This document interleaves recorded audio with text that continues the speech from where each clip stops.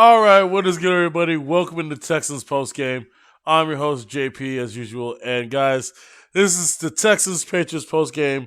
Texans lose this one 25-22, y'all. And I have got to say, this loss is squarely on the shoulders of David Culley. Um, but there's a lot of positives getting to this. Um, Davis Mills looked much improved from last week. He looked more prepared, more ready, game ready for this. But the reason I put this game on Coach Culley is because that second half of just offensive play calling was probably one of the worst I ever seen. It really it got too ultra conservo, and not only that, man, just it got too ultra conservo. It got too cute, and it wasn't the open offense we saw in the first half. Honestly, guys, it really wasn't. Sorry, I got my blanket on me, y'all. Yeah, that I got kind of sick after that game, man. It's just golly, that hurt my stomach, man.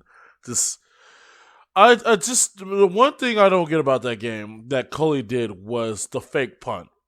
What was the attempted I don't know what he was trying to do, like draw him off sides or what, but that punt from that moment forward just completely stopped our momentum, and just there was no reason for it. You're up 22-9 at that point. You're already up a good couple scores, dude. If you just kick it deep, trust your defense, and let your team have the confidence they already had, you know what I'm saying? Like, that's why I put this on Coley. His game management in terms of the punt. Not only that, his use of timeouts were just egregious. Like, we didn't look organized in the second half, dude. We didn't have guys ready. Tunsil was late on the field trying with a 56-yard field goal attempt, which, by the way, we missed. I mean, dude, he already missed 2 extra points. You might as well go for it on 4th and 3rd. I would have felt much better with Davis Mills out there on the field, but that's not giving your team a chance to win. You already know what your kicker's been doing all day. He's been missing field goals. You're going to attempt to put him in for his career long of 56 yards, and he already missed 2 extra points? That's just stupid football. It's stupid football, man. I don't get it. I mean, I understand you're a first-year head coach. Lots of first-year head coaches makes mistakes, but that one, that's a preparedness thing, and that's something that David Culley really needs to get his shit together on. Just, it was tough to watch, man. But like I said, positive notes. Davis Mills looked good. He honestly looked very solid. I mean, he looked very solid, man. Just very confident. Ball was coming out very, very nice out of his hands. He looked like he had a better command and trusted the offense. He was able to audible out of a lot of bad situations. He looks like he's starting to get used to NFL speed, and that's great. But it's just, you can't put a rookie quarterback in that situation, especially with this team. This team, it doesn't have a running game right now. It doesn't have a running game. The Houston Texans are probably one of the worst running teams in the league, probably, if not the worst. And still, I like Mark Ingram, but he's not going to be that guy that gets it. I think it's time we start looking at something new.